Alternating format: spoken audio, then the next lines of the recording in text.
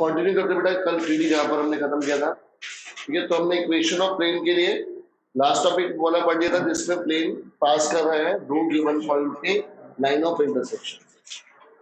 अब उसके बाद जो हमारे पास प्लेन की इक्वेशन का जो कॉन्सेप्ट बचता है वो सबसे स्टैंडर्ड जो रिजल्ट है हमारे पास, ठीक है, वो बचता है, ठीक है। तो जिसको हम लोग बोलते हैं स्टैंडर्ड फॉर्म,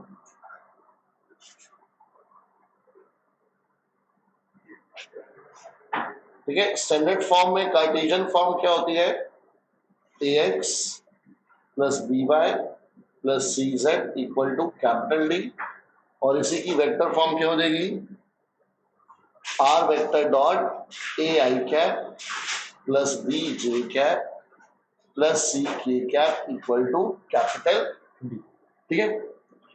अब यहां पर जो ये a b c है ये क्या होते हैं, डायरेक्शन रेशियोज होते हैं, बट डायरेक्शन रेशियोज किसके होते हैं, ये नॉर्मल वेक्टर के। डायरेक्शन रेशियोज किसके होते हैं, ये नॉर्मल वेक्टर के। और या फिर हम ये बोल सकते हैं जो नॉर्मल वेक्टर है वो क्या होता है, A I cap plus B J cap plus C K cap.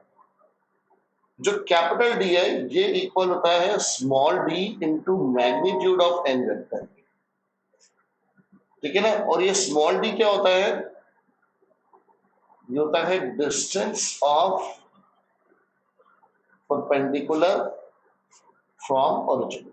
क्योंकि हमने नॉर्मल वेक्टर की डेफिनेशन क्या पढ़ी थी कि प्लेन के ऊपर एक ऐसा परपेंडिकुलर जो कहां से आ रहा है, ओरिजिन से।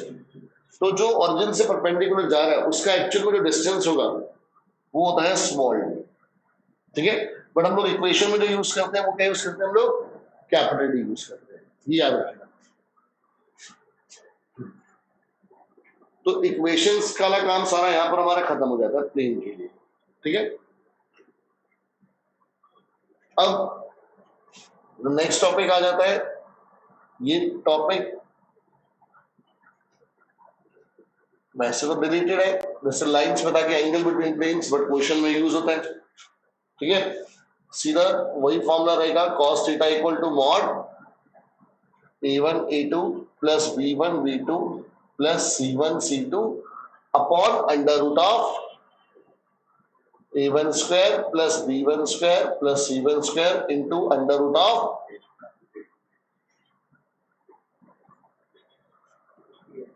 ठीक है। इतनी बात समझ में आई। सेम कि अगर प्लेन वन परपेंडिकुलर है प्लेन टू के, सो दैट इंप्लाइज क्या होगा, a1 a2 plus b1 b2 plus c1 c2 किसके इक्वल आएगा, 0 के। और अगर प्लेन वन पैरेलल है प्लेन टू के तो क्या कंडीशन आएगी, पैरेलल में क्या कंडीशन आती है, condition a1 by a2 equal to b1 by b2 equal to c1 by c,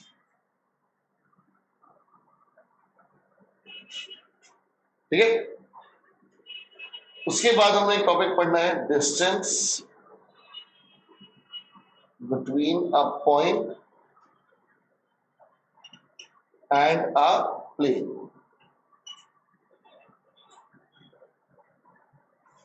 distance between a point and a plane.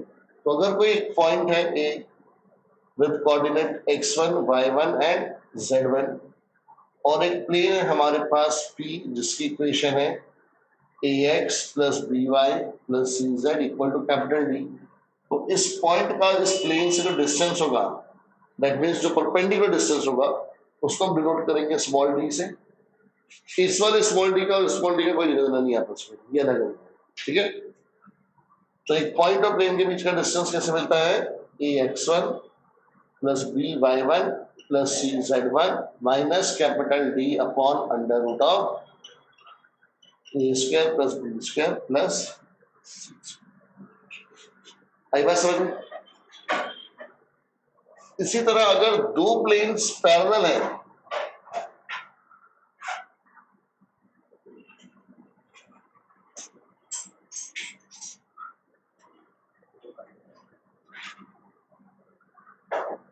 तो उनके बीच में डिस्टेंस का फॉर्मूला क्या होगा,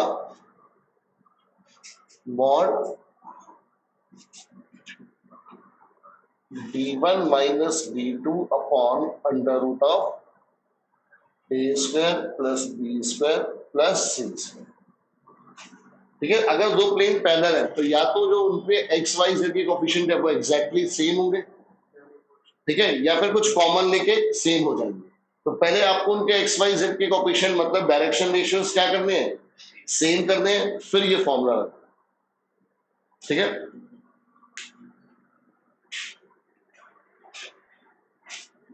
तो अगर हम फॉर्मूले वाइज बात करें तो और कोई 3D में फॉर्मूला नहीं है हमारे पास, ठीक है।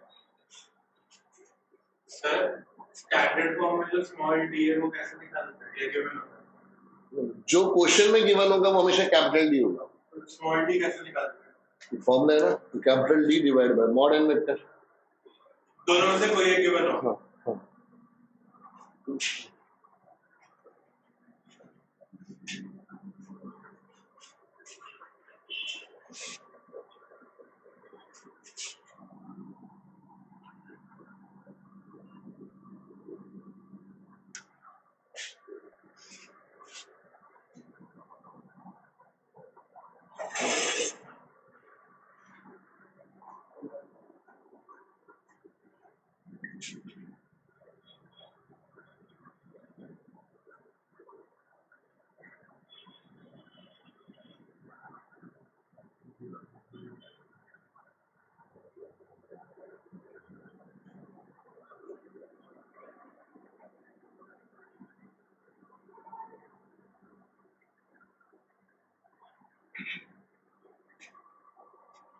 अब आ जाओ बेटा 11.3 क्वेश्चन नंबर 1। जो जो क्वेश्चंस बचे हुए थे 11.3 के आ जाओ खत्म कर लेते हैं, तो मिसलेनियस पे चलते हैं।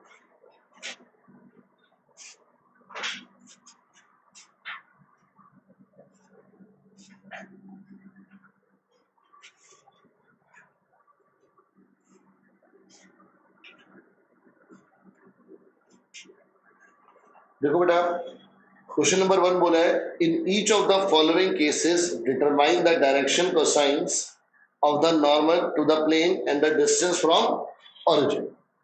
तो डिस्टेंस फ्रॉम ओरिजिन यानी क्या निकालना है, डिस्टेंस फ्रॉम ओरिजिन क्या निकालना है, स्मॉल डी निकालना है, ठीक है। और क्या निकालना है, डायरेक्शन कोसाइन। जैसे पहला प्लेन है z इक्वल टू 2, तो उसके डायरेक्शन कोसाइन कितने होंगे, पहले बताओ डायरेक्शन रेशियो कितने होंगे, 1 ही होगा, ठीक है, 0 0 1 ही लगा लो, ठीक है ना। और तो यानी कि हमारे पास वो क्या रहेगा, डायरेक्शन कोसाइंस भी क्या रहेंगे 0 0 1, ठीक है, बिकॉज 1 अपॉन अंडर रूट 1 करूंगा तो वापस 1 ही तो मिलेगा मुझे, ठीक है। और जो यानी कि कैपिटल डी कितना हो गया 2, हमें फाइंड आउट क्या करना है स्मॉल डी। तो स्मॉल डी किसके इक्वल होगा, कैपिटल डी अपॉन में magnitude of N vector.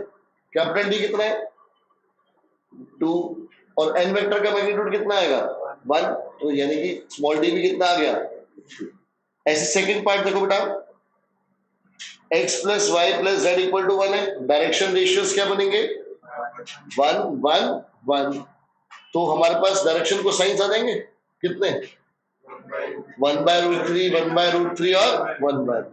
Capital D कितना है 1, हमें निकालना क्या है स्मॉल, और मैग्नीट्यूड ऑफ एन वेक्टर कितना है, तो बेटा कितना आ जाएगा स्मॉल डी 1 ओवर रूट 3, खत्म, ठीक है। इस तरह से हो जाएगा। सेकंड देखो find the vector equation of a plane which is at a distance of 7 units from the origin. तो ये 7 क्या दे रखा है, स्मॉल डी है कैपिटल डी, स्मॉल डी दे रखा है आपको कितना 7, ठीक है। And normal to the vector, तो नॉर्मल वेक्टर दे रखा है स्मॉल डी दे रखा है, नॉर्मल वेक्टर के मैग्नीट्यूड से कैपिटल डी आ जाएगा,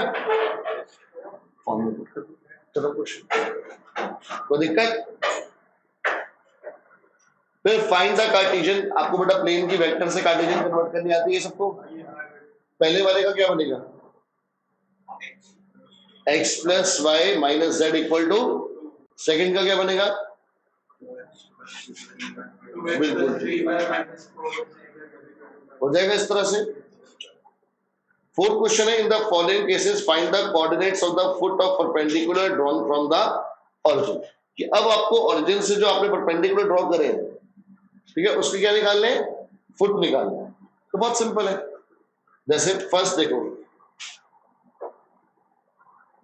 फर्स्ट की इक्वेशन क्या है, 2x plus 3y plus 4z equal to 12, हमने स्टैंडर्ड फॉर्म कर दी।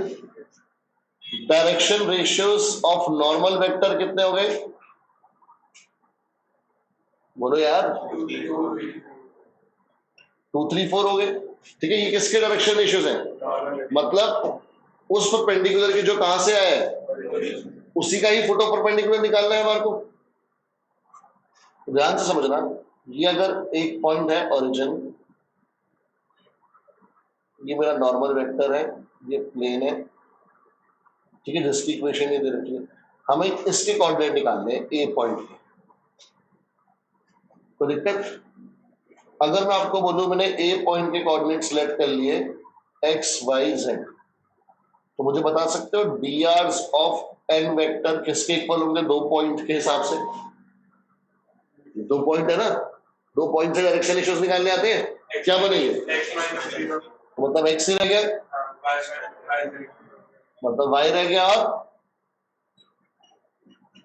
और यही डायरेक्शन रेशियो है, तो यानी एक्स कितना आ गया, वाई कितना आ गया, जेड कितना आ गया। तो coordinates of foot of perpendicular क्या बन गए, 2 3 और, ठीक है। तो अगर ओरिजिन से आ रहा है तो बहुत आसान है, बट अगर किसी और पॉइंट से होता तो वो पूरा मेथड हमने जो सीखा हुआ है वो वाला काम करना, कभी रिवाइज भी करेंगे। तो 6 नंबर का क्वेश्चन बनता था पहले, ठीक है, बट अगर ओरिजिन है तो क्वेश्चन में कुछ बचा ही, सीधे कॉन्सेप्ट यूज कर दिया। आई बात समझ में सबको, पक्का। हाँ, अगर कोई और पॉइंट है तभी तो ये तरीका लग सकता है, क्योंकि वो तब डायरेक्शन रेशियोज प्रोपोर्शनल होते हैं ना, तो वो जो प्रोपोर्शनल होंगे कितने होंगे हमें ये नहीं पता ना। हाँ, तो विद दिस बेटा आपकी एक्सरसाइज खत्म हो जाती है, ठीक है। लास्ट की क्वेश्चन में वही, एक में एंगल निकालने हैं दोनों प्लेन्स के बीच में, और एक में डिस्टेंस, ये वाला फॉर्मूला लगाना। हाँ हाँ, उसमें तुम्हारे पास एक्स वाई जेड सब हट जाएंगे, उसको डिटरमिनेंट सॉल्व करोगे ना तो एक्स वाई जेड ही एलिमिनेट हो रहे होंगे, तो उसका मतलब ऐसा प्लेन बन ही नहीं सकता जो इन तीनों पॉइंट से पास है, तो नो सच प्लेन एग्जिस्ट। नहीं, उसमें सिर्फ यही आंसर आएगा कि no such plane exist which is formed by these three points. हम कोऑर्डिनेट तभी तो प्लेन नहीं बना रहे, कि प्लेन का मतलब क्या होता है, सरफेस, सरफेस का उल्टा क्या होता है, लाइन, जो जीरो सरफेस है।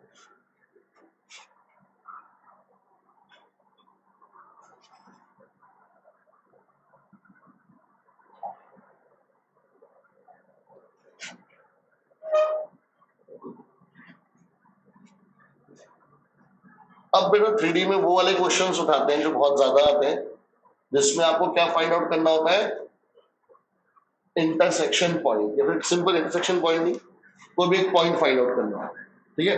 बहुत सारे क्वेश्चन मिलेंगे इसमें, इसमें क्या फाइंड करना होता है, to find coordinate of a point.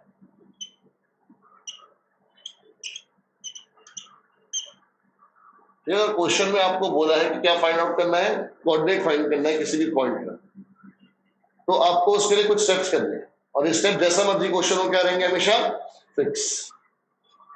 पहला, check on which line does the required point line. पहले तो सबसे पहले क्या चेक कर लो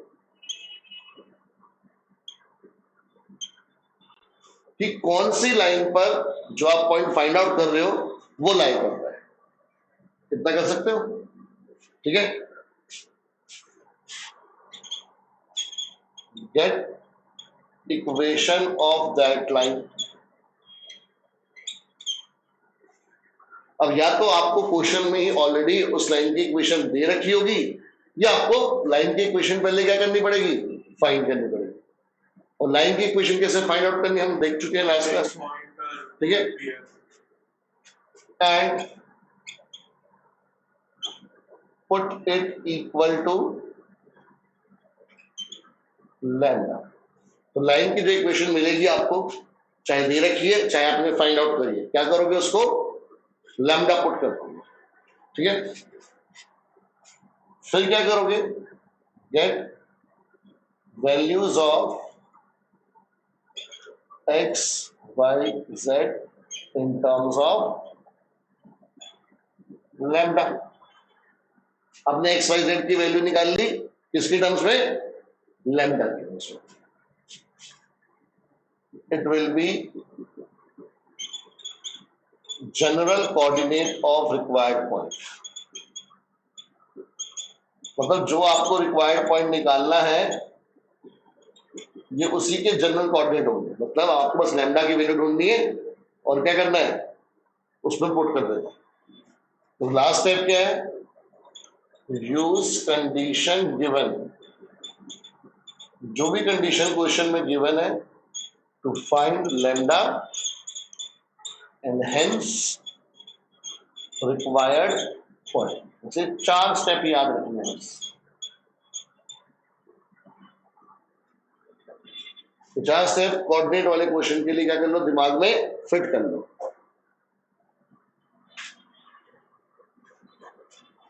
अब जैसे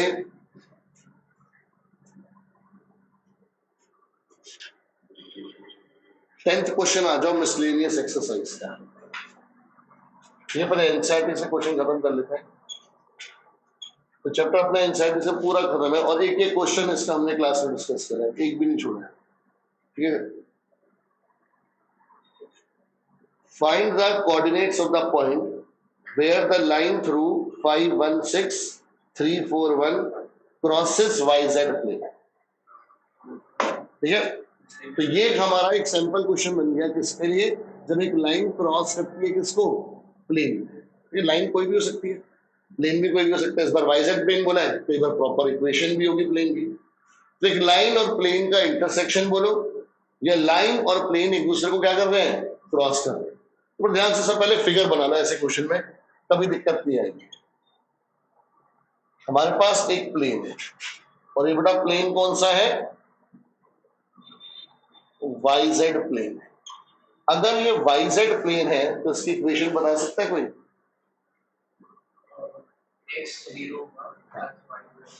नहीं, सिर्फ x इक्वल टू 0 प्लेन की इक्वेशन। भाई YZ प्लेन है तो सीधा इसकी इक्वेशन क्या होगी, ये x किसके इक्वल है, 0, दैट्स इट।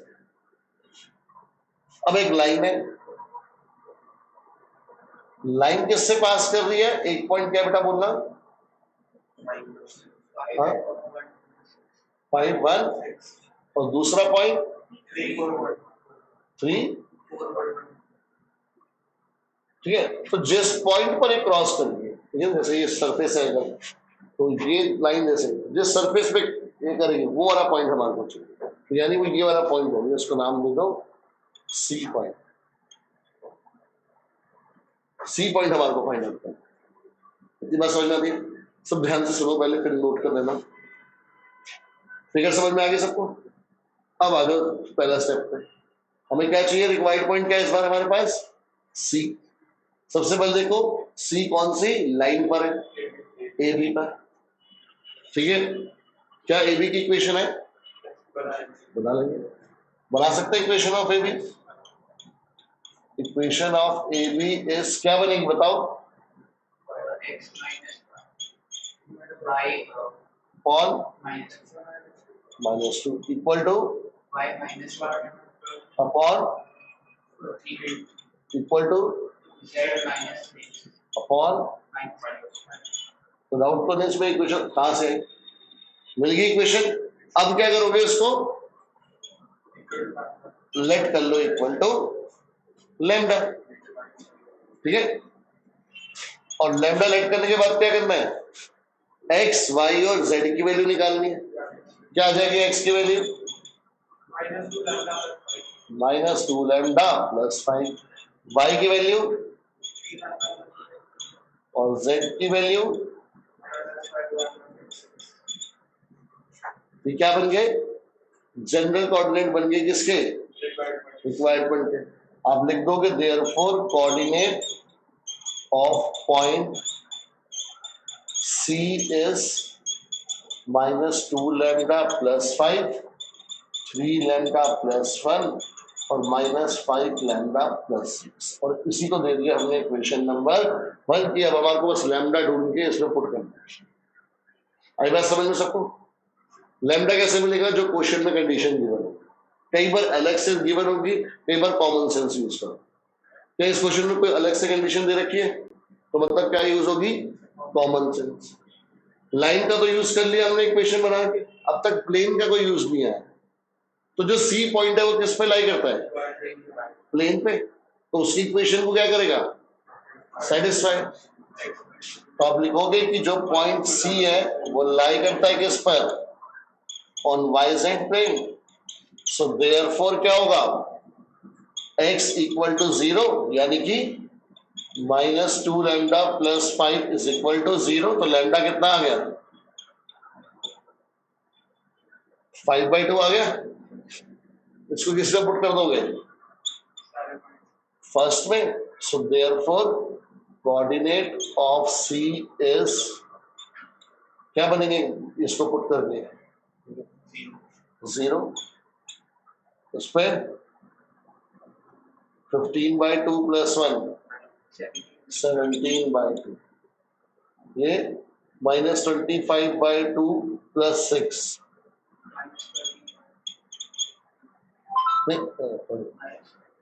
33 हो जाएगा ना? नहीं, -25 प्लस 12, सॉरी -13। खत्म क्वेश्चन। क्लियर थी बात? पक्का? ऐसे कोई भी क्वेश्चन हो, पॉइंट निकालने वाला यही काम करना। स्टेप लगा दो, जैसा मर्जी क्वेश्चन हो अपने आप हो जाएगा। ठीक है, ये स्टेप दिमाग में रखने बस आपको। इसको नोट करके नेक्स्ट क्वेश्चन मुझे करके दिखाओ।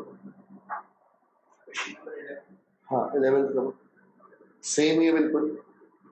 जब 11th मत करो, 12th करो। 11th की जगह पर आप 12th करके दिखाओ जल्दी से।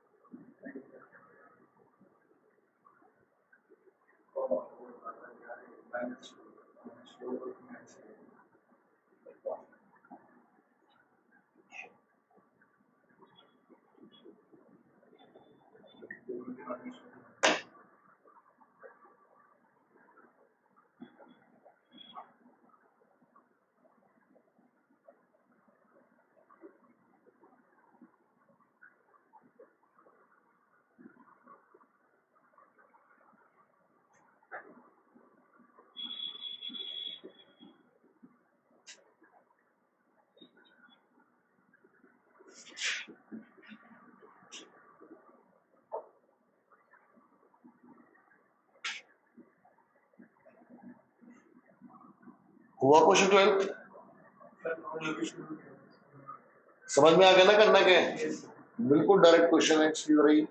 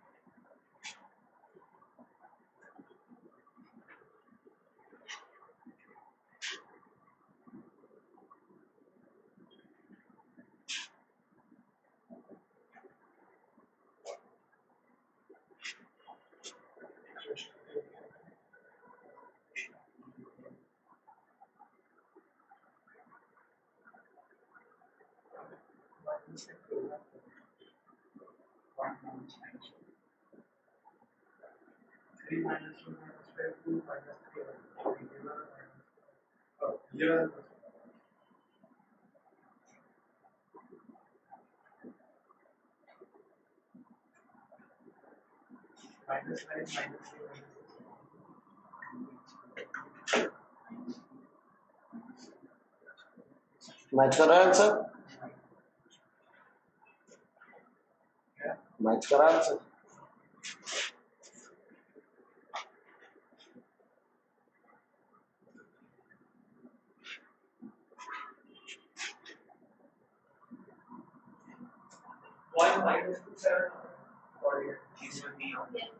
One minus two seven.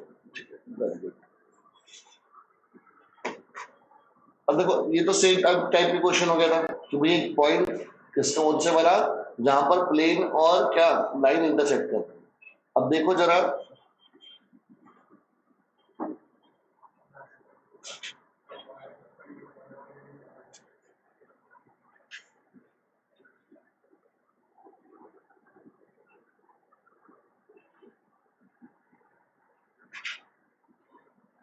अब जैसे 18th क्वेश्चन देखो,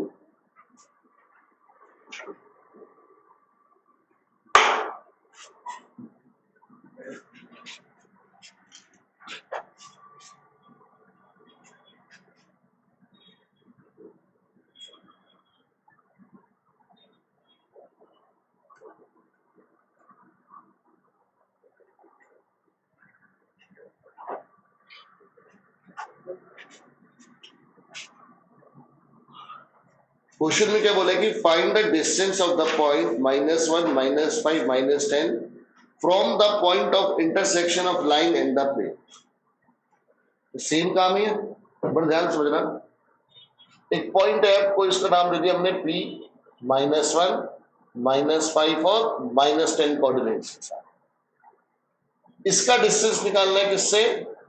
सेम काम है, ये भी अभी आप करके दिखाओगे। एक प्लेन है, प्लेन की इक्वेशन क्या दे रखी है जल्दी बताना।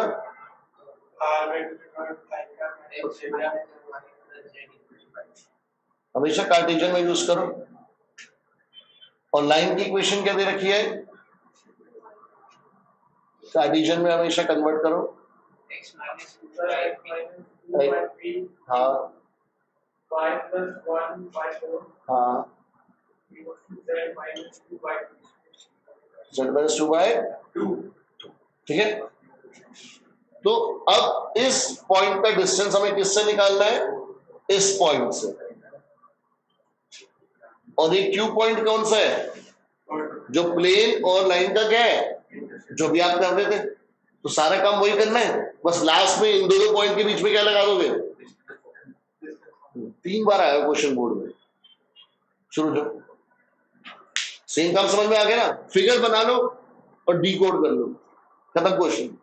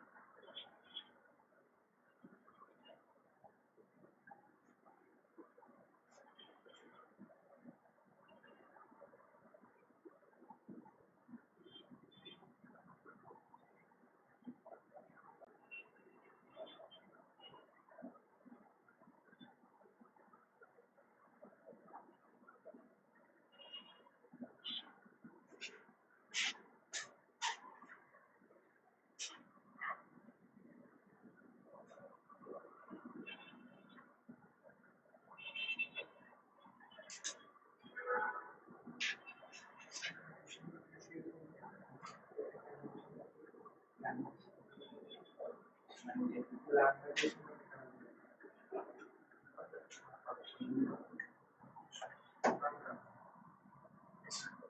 क्वेश्चन हो गया।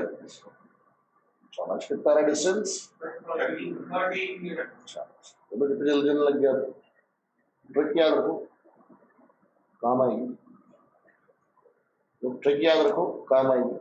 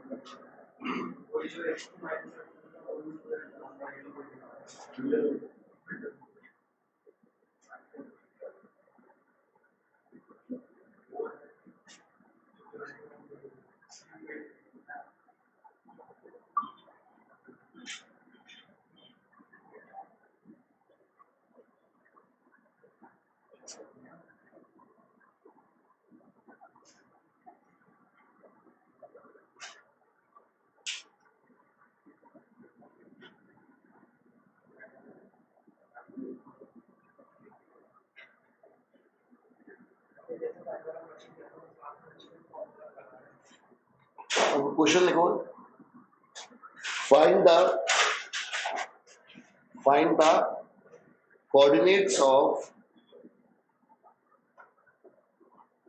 coordinates of foot of perpendicular. Find the coordinates of foot of perpendicular from point P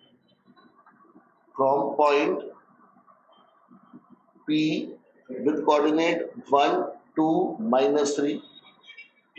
Find the coordinates of foot of perpendicular from point P with coordinates 1, 2, -3 to the line x plus 1 upon 2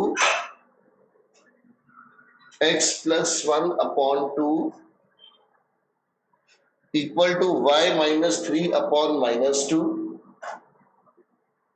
equal to z upon -1। ठीक है, again coordinate वाला question आ गया, देखो ध्यान से। Point क्या है बेटा? P 1, 2, -3 और फुट परपेंडिकुलर किस पे निकालना है?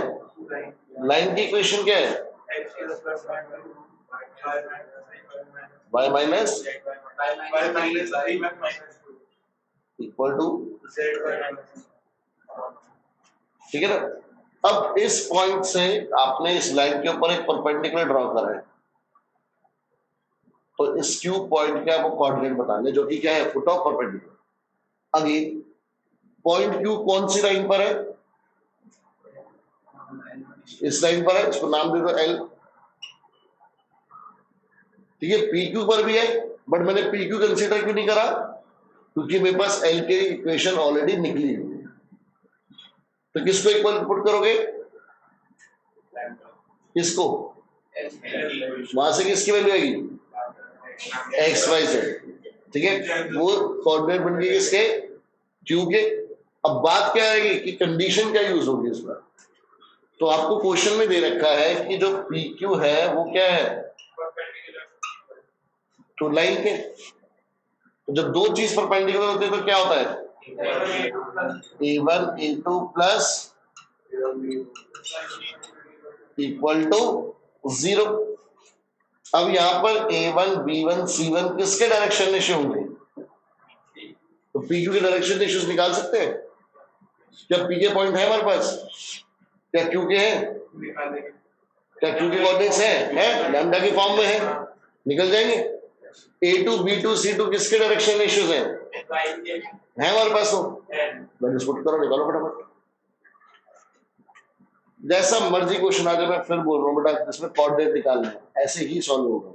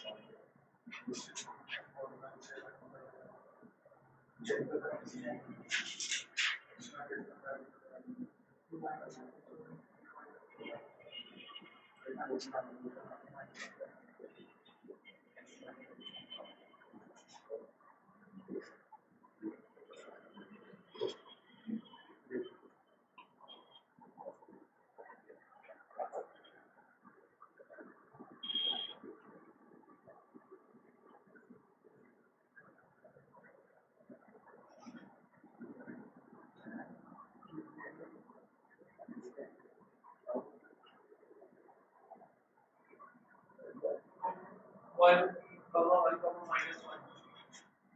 One minus one.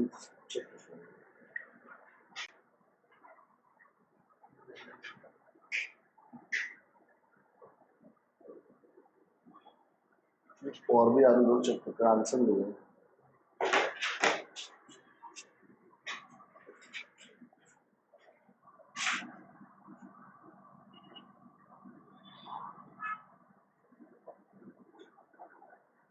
सही बात है,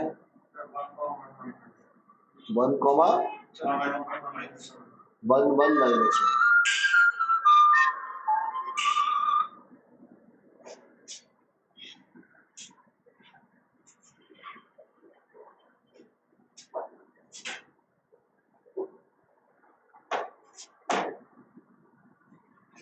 ये इतनी बात सबको यहाँ तक। अब इसी में अगर मान लो पूछे कि आपको बताना है length of perpendicular, distance formula, equation of perpendicular, दो पॉइंट है, लाइन है, इक्वेशन निकल जाएगी।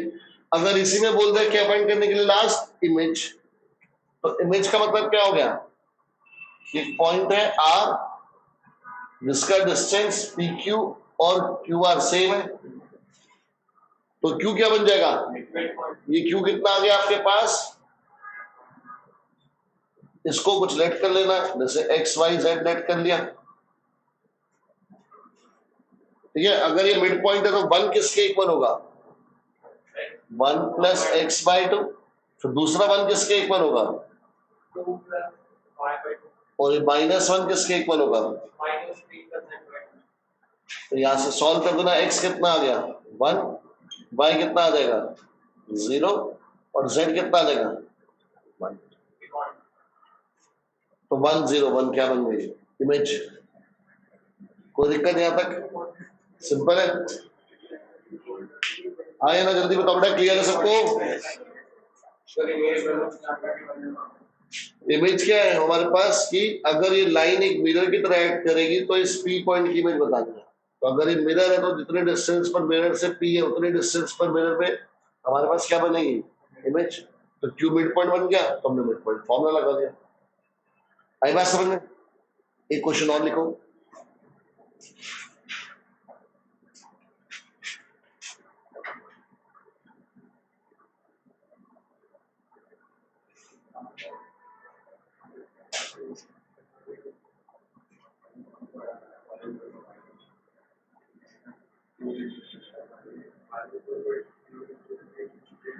Find the coordinates of,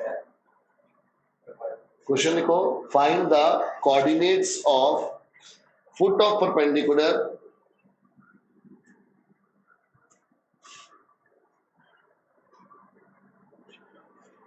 find the coordinates of foot of perpendicular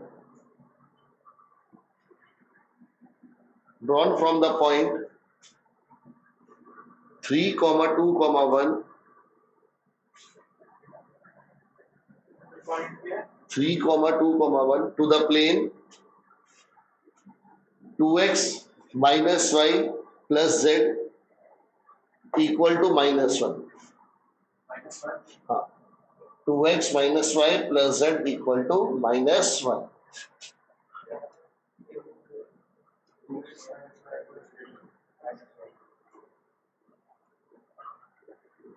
देखो बेटा, अब पॉइंट क्या है हमारे पास? 3 to 1 और इस बार फुट ऑफ परपेंडिकुलर किस पर बनाया है? प्लेन पर, जिसकी इक्वेशन है ये। तो ये परपेंडिकुलर बनाया है तो इसके कोऑर्डिनेट सही है हमारे को। अब इसमें बड़े ध्यान से समझना, हमें क्यू चाहिए तो क्यू कौन सी लाइन पर है? क्यू कौन सी लाइन पर है? पी क्यू पे। एक ही लाइन तो है पूरे क्वेश्चन में, पी क्यू। क्या उसकी इक्वेशन है मेरे पास? नहीं है, तो फाइंड आउट करनी पड़ेगी। कैसे फाइंड आउट करेंगे? पॉइंट है, यस। दूसरी चीज क्या रहेगी? Direction ratios. अब डायरेक्शन रेशियोस पी क्यू के तो नहीं है, तो किसके चलेंगे? परपेंडिकुलर प्लेन के चलेंगे, ठीक है ना? तो हम बोलेंगे क्या कि direction ratios of normal vector कितने हैं? 2, -1, 1 and normal vector is parallel to P Q. So direction ratios of P Q कितने देंगे? 2k माइनस के। तो पहले k की टर्म्स में, नेक्स्ट स्टेप में k उड़ा देना, तो उसको इक्वल टू क्या लिखोगे? लैम्डा। आगे क्यू के कोऑर्डिनेट। अब कंडीशन क्या यूज करोगे? कौन सी? कॉमन सेंस यूज करो। क्यू किस पे लाई कर रहा है? अभी तो क्वेश्चन कर रहा है प्लेन पर, वहां से हमारे को किसकी वैल्यू मिल गई? लैम्डा की।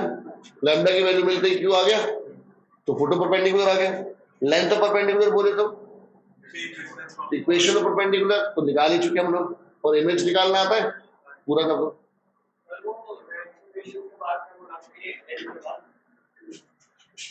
ये दोनों पैरेलल है, तो पी क्यू की डायरेक्शन इश्यूज भी आ गए, 2k माइनस के और के। पॉइंट है, डायरेक्शन इश्यूज है, तो लाइन की इक्वेशन आ गई। बट नेक्स्ट स्टेप पे के हटा देना सब में से, इक्वेशन आ गई, काम करो। करो शाबाश, पूरा करो।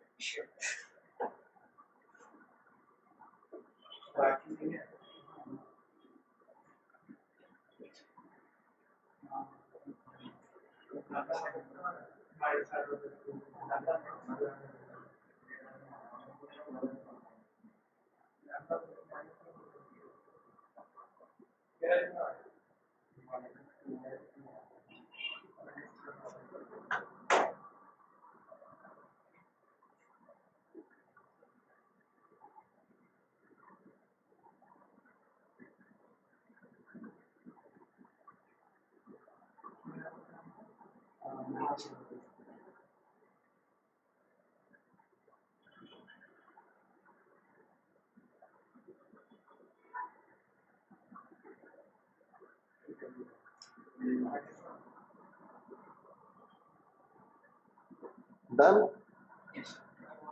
5/3 8/3 ये क्या है, फोटो परपेंडिकुलर या इमेज? अब इमेज निकालो,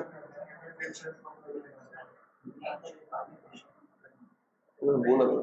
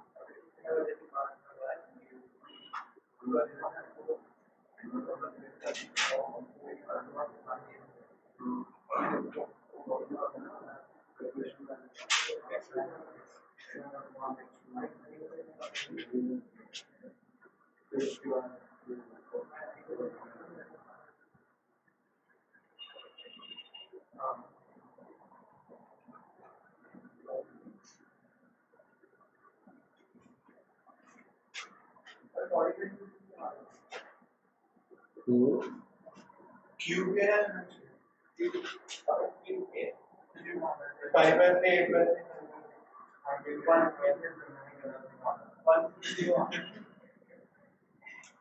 आगे फोटो परपेंडिकुलर कितना है? 130 और इमेज -1 4 -1 यही आ रही है बेटा। आ गया सबका? किसी गलत आ रहे हैं, मैच नहीं कर तो बताओ। इसने मेरा गलत करवा दिया। मैं सही कर रहा हूं।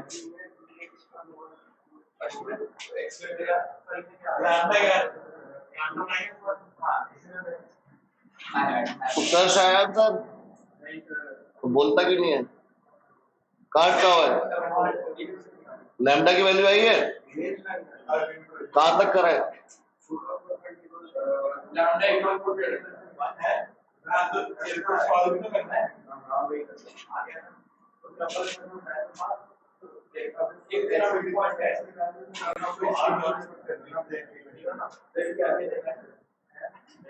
मुस्कान हो गया?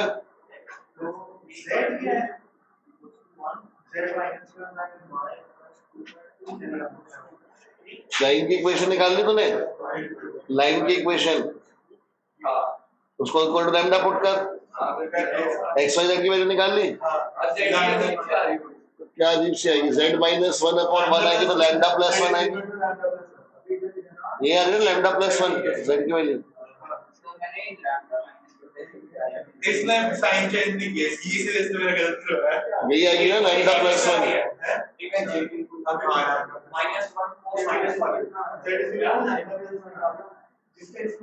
इक्वेशन बताइए क्या बनाई है तूने? इक्वेशन बता क्या बनाई है? देखो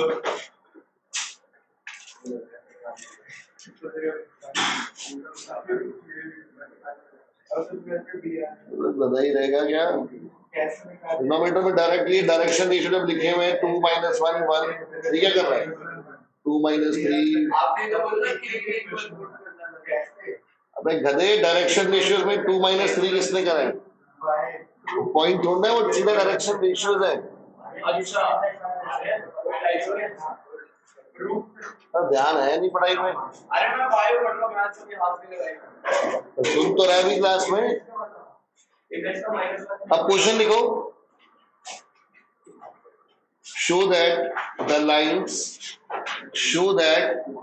lines x plus 1 upon 3 show that the lines x plus 1 upon 3 equal to y plus 3 upon 5 equal to z plus 5 upon 7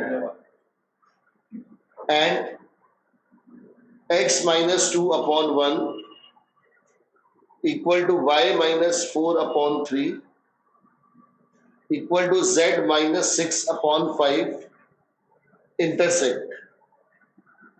Full stop. Also find point of intersection. तो अगर सिर्फ क्वेश्चन होता कि लाइंस इंटरसेक्ट तो हम लोग shortest distance निकालते, अगर वो जीरो आ जाता तो लाइन इंटरसेक्ट करती, वरना नहीं करती। बट अब आपको पॉइंट ऑफ इंटरसेक्शन भी निकालना है, तो अगेन पॉइंट निकालना है, ठीक है। तो बड़े ध्यान से, कॉमन सेंस की बात है, ये पॉइंट निकालना है। दोनों लाइन की इक्वेशन दे रखी है। पहले वाली लाइन की पहले सुन लो, फिर करके दिखाना है। पहले वाली लाइन की इक्वेशन को पुट कर दो इक्वल टू लैम्डा, दूसरे को क्या पुट कर दो, म्यू, बिकॉज सेम कांस्टेंट नहीं रख सकते हम लोग। पहले वाले से एक्स वाई जेड की वैल्यू आ जाएगी इन टर्म्स ऑफ लैम्डा, दूसरे वाले से भी एक्स वाई जेड की वैल्यू आ जाएगी इन टर्म्स ऑफ। अगर ये दोनों लाइंस इंटरसेक्ट कर रही हैं इस पॉइंट पर, तो जो x हमारे पास आया दोनों का, वो क्या आएगा, सेम ही आएगा। दोनों का y क्या आएगा, सेम। z भी क्या आएगा, सेम। तो हमने दोनों के x को क्या कर दिया, इक्वेट, दोनों के y को इक्वेट कर दिया और दोनों के z को इक्वेट कर दिया। इतना काम करो पहले।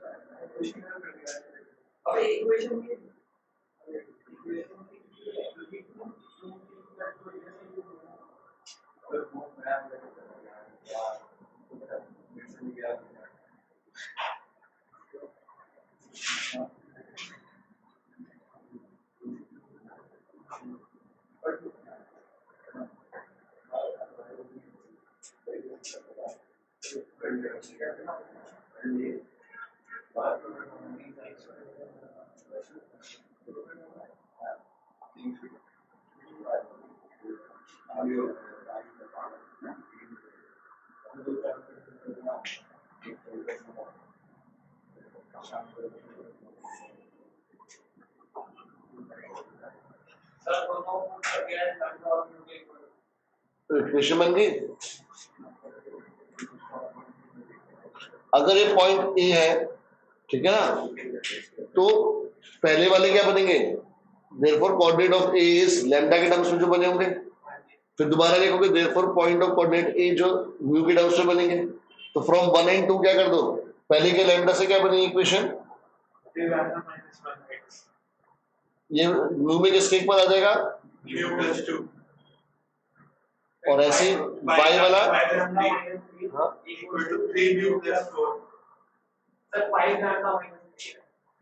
और फिर 7 lambda minus 5 equal to 5 lambda plus 6. अब देखो क्या करना है कि पहले तो लाइंस इंटरसेक्ट करेंगी या नहीं करेंगी, कैसे करेंगे। आप इन दो इक्वेशन का सॉल्व करके पहले क्या निकाल दो, लैम्डा की वैल्यू। कैसे, यहां से लैम्डा की वैल्यू निकाल दो, कितनी आ जाएगी, म्यू प्लस 3/3।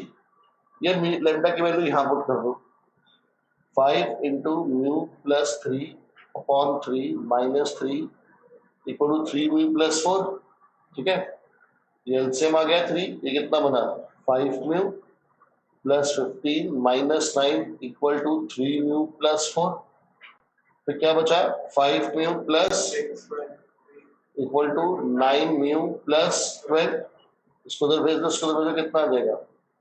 या फिर माइनस 4 म्यू इक्वल टू 6। तो म्यू कितना आ गया? -3/2। तो लैम्डा कितना आ गया? -3/2 प्लस 3/2। लैम्डा कितना आ गया? सॉरी, कितना हो गया? 6 - 3 यानी कि 3/2/3। तो लैम्डा कितना आ गया? 1/2 आ गया।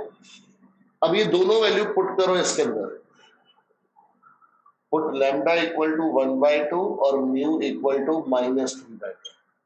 ठीक है, तो ये बन गया 7/2 -5 इक्वल टू -15/2 प्लस 6। कितना आ गया ये? 10 7 और ये कितना आ गया? सेटिस्फाई हो गया। So therefore lines intersect. अगर ये सेटिस्फाई नहीं होता तो इसका मतलब लाइंस इंटरसेक्ट नहीं करती। देखिए अगर दोनों का सेम पॉइंट है तो ऑब्वियस सी बात है, जो पहले दो से आप इक्वेशन बनाओगे सॉल्व करके, वो तीसरे को क्या करेंगी? सेटिस्फाई करेंगे। और लाइंस पता लग गई इंटरसेक्टिंग है, लैम्डा म्यू है, किसी में भी पुट कर दो। तो लैम्डा की वैल्यू पुट कर दो या म्यू की वैल्यू पुट कर दो, आपके पास पॉइंट आ। आया समझ? कोई डाउट हो तो प्लीज बताओ। क्लियर? तो शॉर्टेस्ट डिस्टेंस के अलावा चेक करने का तरीका समझ में आ गया? भी अगर दोनों पॉइंट सेम है तो दोनों के x की वैल्यू सेम होगी, y की वैल्यू भी सेम होगी और z की वैल्यू भी क्या होगी? सेम। तो पहले चेक करने के लिए क्या करा हमने? दो को सॉल्व करा, ये लीनियर इक्वेशन बन रही है ना लैम्डा और म्यू में, तो दो को सॉल्व करके वो तीसरे को कंपलसरी सेटिस्फाई करनी चाहिए। अगर कर गई तो दैट मींस आपके पास इंटरसेक्ट करेंगी लाइंस, वरना इंटरसेक्ट नहीं करेंगी। अब आपने जो फर्स्ट और सेकंड इक्वेशन बनाई थी लैम्डा और म्यू वाली, उसमें या तो किसी में भी एक में वैल्यू पुट कर दो, क्योंकि दोनों से वैल्यू क्या आएंगी? सेम।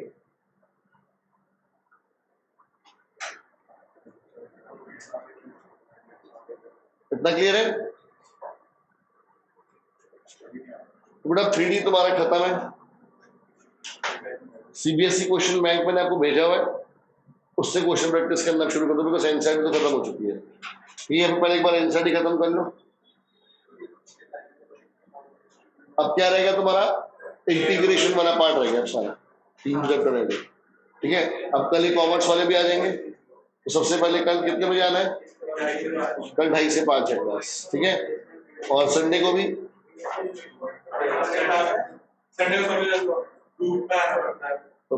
तो शाम को कर दो, सुबह संडे को आ जाओ 2:30 बजे, फिर खाना वाना खा के आना आराम से। 2:30 बजे स्टार्ट है, खत्म कब होगी वो देखना। 2:30 बजे 2:30।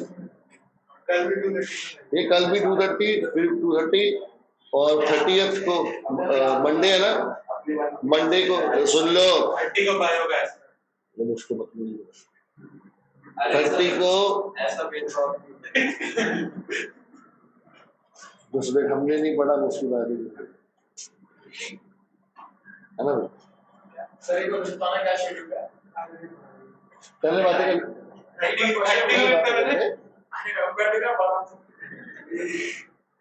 मंडे का देख लो, मंडे को 30 है ना, हाँ मंडे को आ जाओ, तुम सुबह आ जाओ 11 बजे। अरे सर पहले सुबह 11 बजे आ जाओ। और अरे पेपर है 8 से 1:30 बजे कर लो, 1:30 बजे आ 10:30 आ जाओ, फिर आ जाओ शाम को।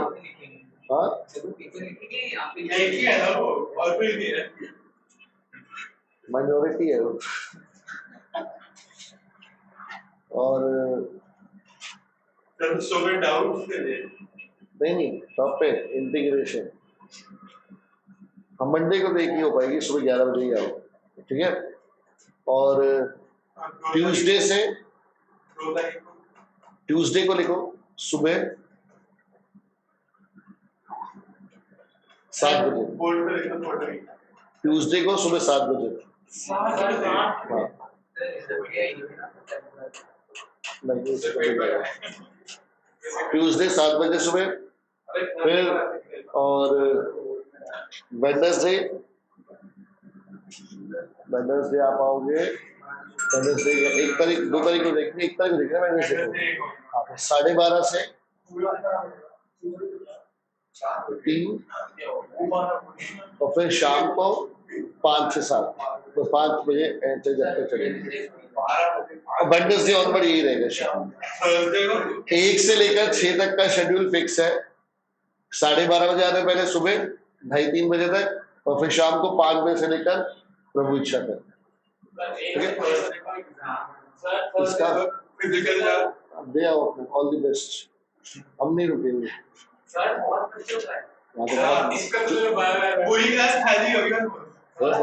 वीडियो देखना, जो जिसका एग्जाम है वो वीडियो देखेगा। ई वाले कौन है? ई वाले कौन है? जब 6 बजे